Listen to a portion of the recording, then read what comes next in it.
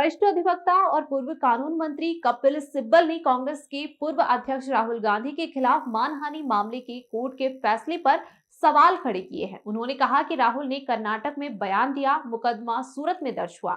Magistrate को मालूम था कि 2 साल की सजा होने पर संसद की सदस्यता समाप्त हो जाएगी। उन्होंने न्यायपालिका के फैसले को न्योचित बताया।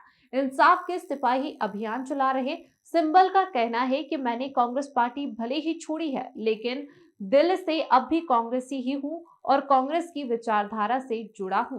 सोच थी हमारी बेटी और विवेक जी, कहीं ना कहीं जो देश की जनता है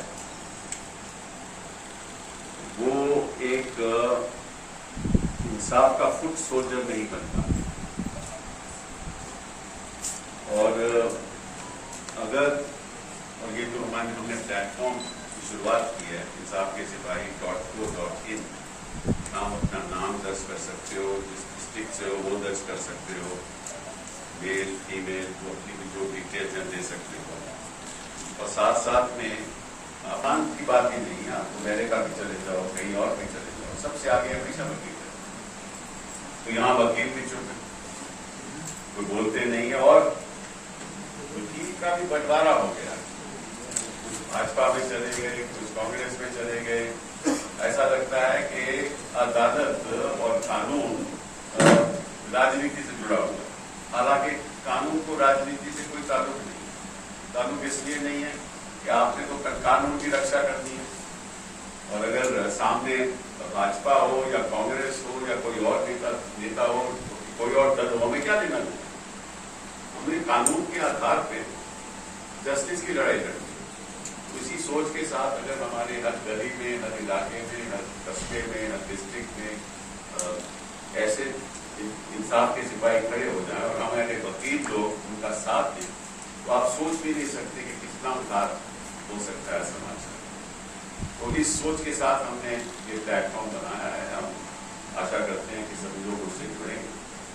इसलिए बनाया है कि देश बड़े संकट में इसलिए है कि जो देश की संस्थाएं, जो देश की इंस्टीट्यूशन है, वो कैप्चर हो चुकी है। माफ कीजिएगा, उसने मेन स्ट्रीम मीडिया भी बुरा न मानिए। उद्योगपति कैप्चर हो चुके हैं, यूनिवर्सिटीज कैप्चर हो चुकी हैं, इलेक्शन कमीशन कैप्चर हो चुकी है, गवर्नर्स कैप्चर हो चुके हैं, वाइस चांसलर्स कैप्चर हो चुकी हैं, आपकी एजुकेशन इंस्टीट्यूशंस कैप्चर हो चुकी हैं। तो रहा क्या है? रहा है पार्लियामेंट इटसेल्फ कैप्चर हो चुकी है। बहस होती नहीं, सत्ता पक्ष के लोग खुद नहीं बहस करना चाहते।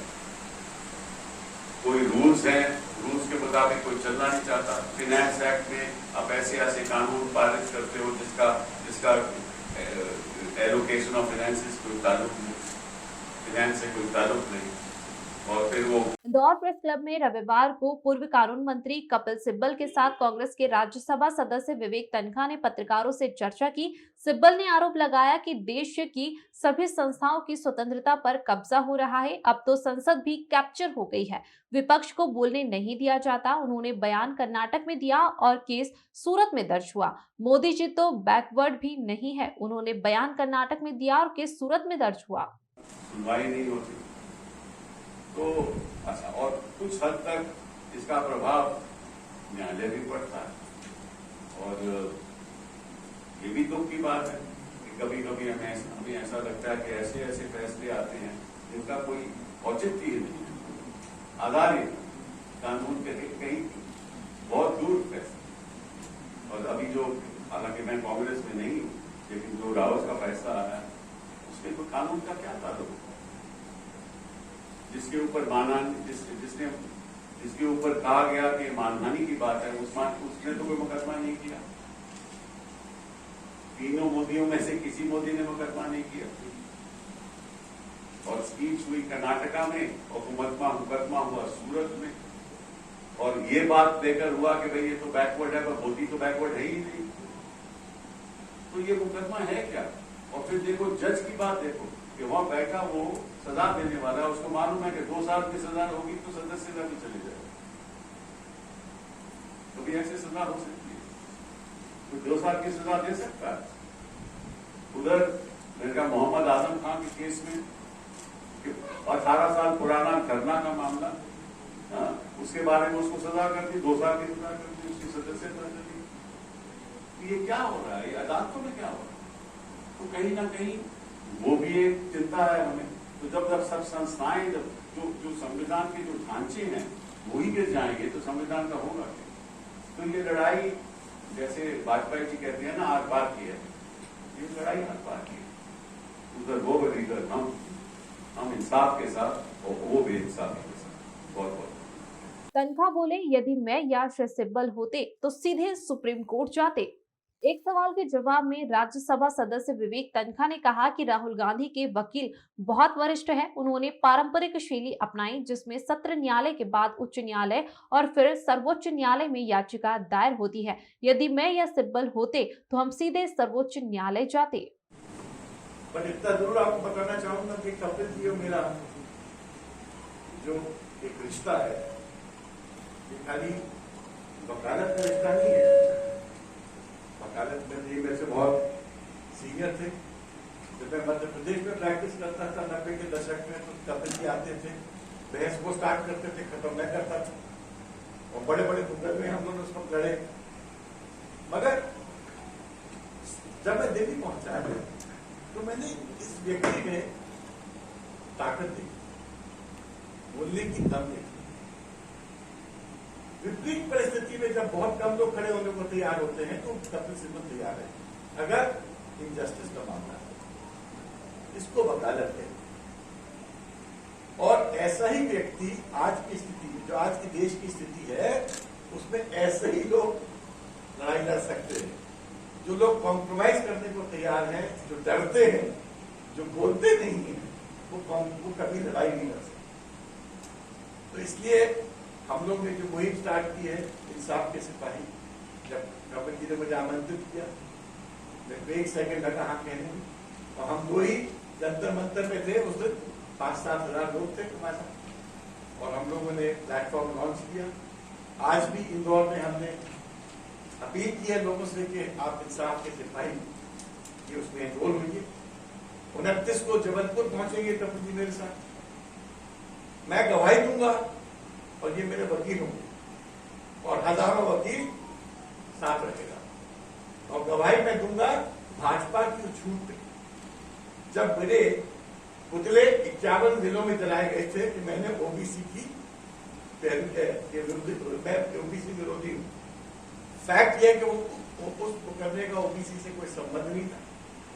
मैं तो उनके उस गवर्नर जो राज्यपाल का ऑर्डिनेंस था, अध्यादेश, उसको चैलेंज किया हुआ था, और बाद में वो अध्यादेश विड्रॉ भी किया। वो सीमांकन का था, आपको याद होगा।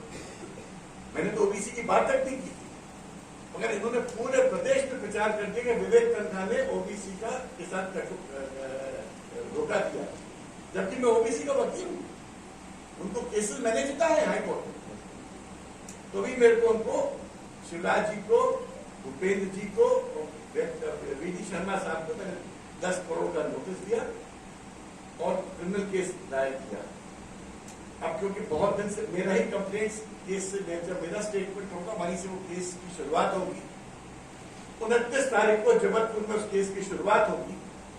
कपिल जी मेरे साथ, मेरे वकील हैं उसमें, और मैं गवाही दूंगा, और मेरे साथ पूरे दस्तावेज हैं बताने के लिए कि कौन सच बोल रहा है, कौन झूठ बोल रहा है। तो ये लड़ाई सच और झूठ की है, ये लड़ाई इंस्टीट्यूशंस की डिवैल्यूएशन की है, ये लड़ाई प्रजातंत्र को बचाने की है, ये लड़ाई भारत को ऊंचाइयों तक पहुंचाने की है, जिसके बारे में कपिल जी और आपको बताएंगे। हमारी लड़ाई मात्र ये नहीं है कि जुडिशरी अच्छी हो जाए, हमारी लड़ाई ये भी है एजुकेशन ठीक हो। पूर्ववर्ती सरकारों पर भी संवैधानिक संस्थाओं के इस्तेमाल के आरोप लगते रहे हैं। इस बारे में सिब्बल ने कहा कि पिछली सरकारों में भी गलतियां हुई है, मगर मर्यादा की सीमा होती है। अब जैसा पहले नहीं हुआ। देश 2 हिस्सों में बटा है। जहां भाजपा सरकारें हैं वहां ईडी सीबीआई के लिए दरवाजे बंद है, वहीं अन्य सरकारों पर ईडी की कार्रवाई हो रही है। अब तो पूर्व राज्यपाल को भी नोटिस दिए जा रहे हैं। और यहाँ पे तीनों थे, तीनों सरेंडर किए, पुलिस ने कोई गोली नहीं चलाई। क्यों नहीं चलाए, उसने तो 7 राउंड 11 राउंड मारे थे। तो ये सवाल उठते हैं, उनका सवाल का जवाब मुझे भेजने की बात, ये मेरी शंका है, फिर मिलेगा नहीं जवाब। सिब्बल ने कहा, मैं यही चाहता हूं कि कांग्रेस और विपक्षी पार्टियां मिलकर चुनाव लड़े और बेरहम सरकार हटे। एक सवाल के जवाब में श्री तनखा ने कहा कि मुझे ओबीसी विरोधी प्रचारित किया गया, जबकि मैं ओबीसी वर्ग का वकील हूं। मैंने मुख्यमंत्री शिवराज सिंह, भूपेंद्र सिंह और वीडी शर्मा को 10 करोड़ रुपए का नोटिस देकर केस दायर किया है। जबलपुर में मेरे बयान से केस की शुरुआत होगी। सिब्बल मेरे वकील है। ये पब्लिक इंटरेस्ट लिटिगेशन किसी के रिहाई के खिलाफ, एक कॉन्विक्ट है जिसको 14 साल की सजा हुई, लाइफ की सजा हुई, उसको 4 साल का इन्होंने डिबेट दे दिया, किस आधार पे दिया और किस किस्म की हत्या हुई वो मैं आपको अगर बयान करूं तो आप मतलब क्या आप रोने लगोगे। किस तरह से किस बेरहमी के साथ बच्चियों के साथ सलूक हुआ और कत्ल हुआ। तो क्या मापदंड है जिसके आधार पे इनको आप रिहाई देते हो? उस पर आप पब्लिक इंटरेस्ट लिटिगेशन कर सकते हो, कोई जवाब नहीं, उसमें कोई विरोध नहीं कर सकता।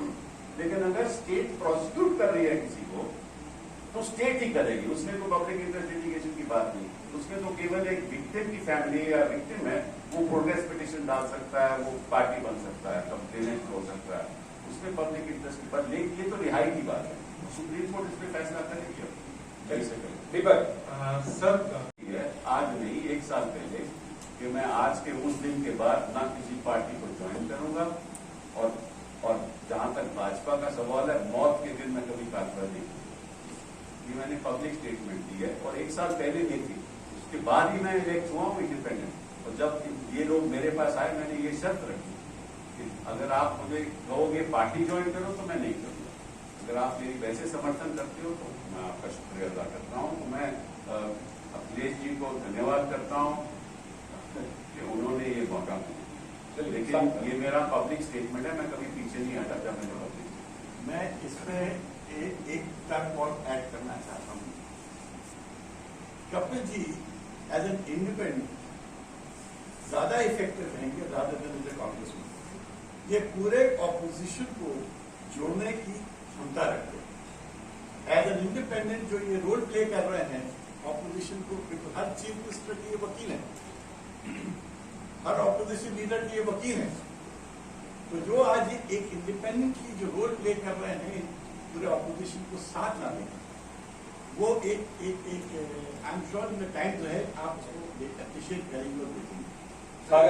पॉलिटिकल मूव का इनका जाना